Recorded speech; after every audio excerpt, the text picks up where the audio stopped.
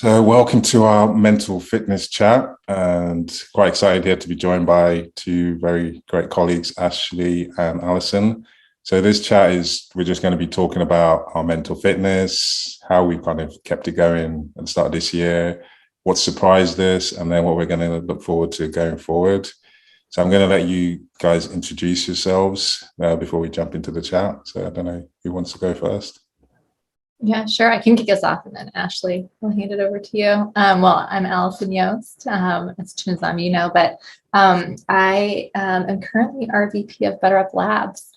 And so, and also get the pleasure of being on the People Insights team as well. So get to have a foot both in the research and the practice of what we do at BetterUp. So Ashley, I'll turn it over to you. I'm Ashley Yousafzai. I am the AVP of People Insights on pre-sales. So I get to work with Chinazam and all of our other fantastic People Insights consultants on how we bring new business into BetterUp. Okay, thank you guys. And so for today's topic, I think we were talking about this beforehand. I wanted to talk about the moments that matter, specifically going away to have a child, the biggest blessing and gift that you can get. But it's also, for me, my first child, I was shocked at how much it impacted my wife and the changes that I wasn't even aware of that she was going to go through and how I wasn't even able to support her.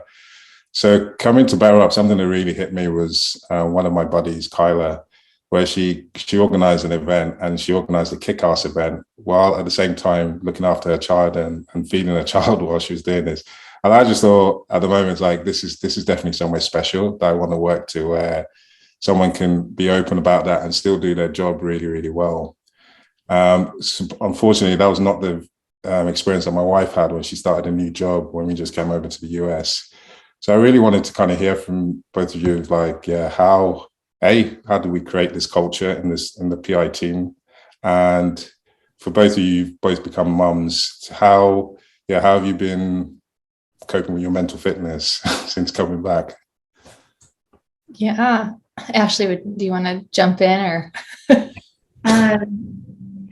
I think I'll comment on the culture piece first, because I think that is such an important part of every person's responsibility at any organization, whether you're on the team, leading the team, in charge of big functions, like the culture is what you make of it. And I had a long career in consulting and working on culture and just how important it is. And it's been really nice to be in this role here at BetterUp, where I'm not necessarily consulting and telling people how to do it. I'm doing it, and it's fun. And it's like, really, I think the big thing is finding points of connection between each other, remembering what our values are and what we stand for as an organization, and finding ways that we can make that live out and be exemplified within our day-to-day interactions. And it has, I think, and then the last thing I'll say too is that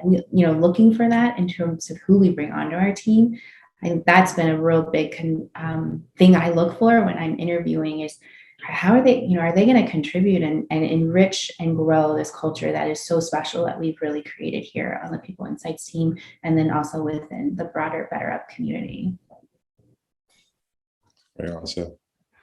Yeah, I also comment on the culture piece too, Ashley. I love the points you made around how important that mindset is. So just as some background, I've got three kiddos, a boy who's our oldest, he's 6, a girl, she's 4. And then we have a 6-month-old as well. So going through the new baby phase again.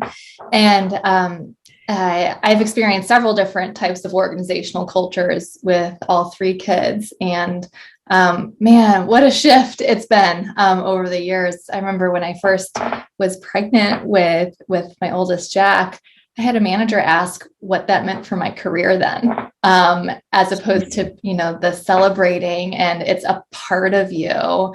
It doesn't define, it doesn't set a limit on where you can contribute and how.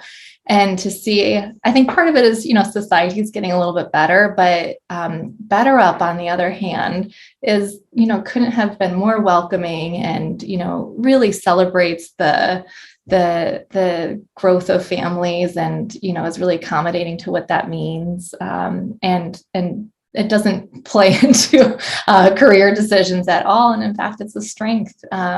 And so I've experienced many different cultures around this. And so it's, and it makes a difference. And part of that, I think, is who we see in leadership, and are they, aware of the issues? Are they aware of the struggles?